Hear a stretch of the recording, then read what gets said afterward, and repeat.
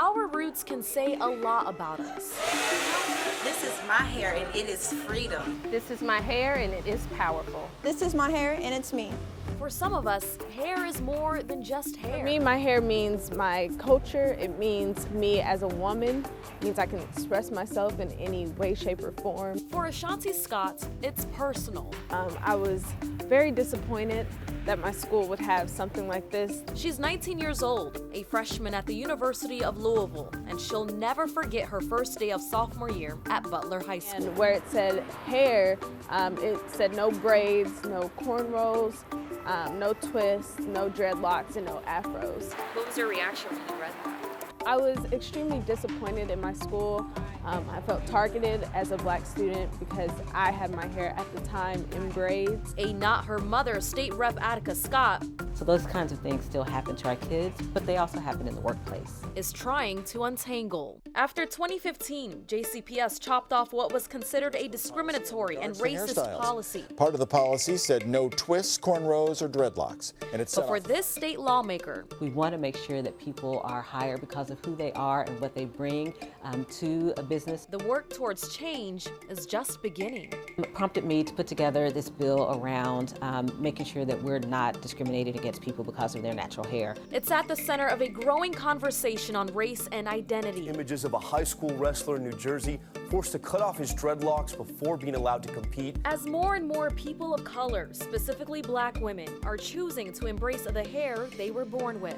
This is my hair, and I see it as bold and beautiful. To understand the present, Professor Kyla Story says you have to know the past. Hair isn't just a style or a process of beautification. Story teaches women's gender, sexuality, and Pan-African studies at U of L. Here we see Bantu knots, kinky twists, braids, so on and so forth. Since the early 2000s, the visibility of natural hair has grown bigger, but Story says natural hair has always been a part of black heritage. This brother here, myself, all of us were born with our hair like this, and we just wear it like this because it's natural. In early African civilizations, a Story says natural hairstyles could indicate a person's family background, tribe, and social status. In the face of racism and segregation, African Americans found a sense of sanctuary through their hair during the civil rights movement.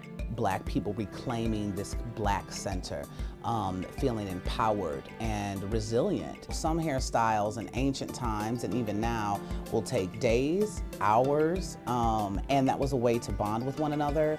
This is my hair, and I love the way it makes me beautiful. Regina Campbell is a hairstylist at Natural Alternative Salon in Louisville. I love texture. I love to create and innovate natural hair. It was very minimum 10 years ago.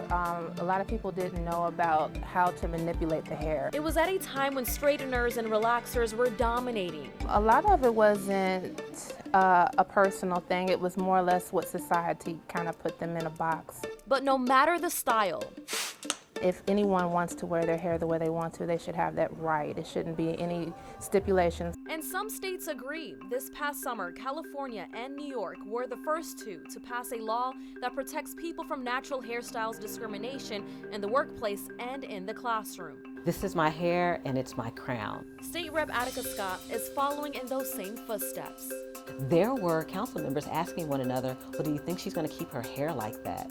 As if my ability to be an effective Metro Council member had anything to do with my hair. She soon realized that she's not alone. And I'm hearing from people across Kentucky who have said, yes, I was fired because of my hair, or my daughter couldn't be on the dance team because of her hair. Rep. Scott says her House Bill 231 that would outlaw natural hair discrimination will be an uphill battle. But when it comes to protecting what you were born with, Natural hair is the way that it grows out of your scalp.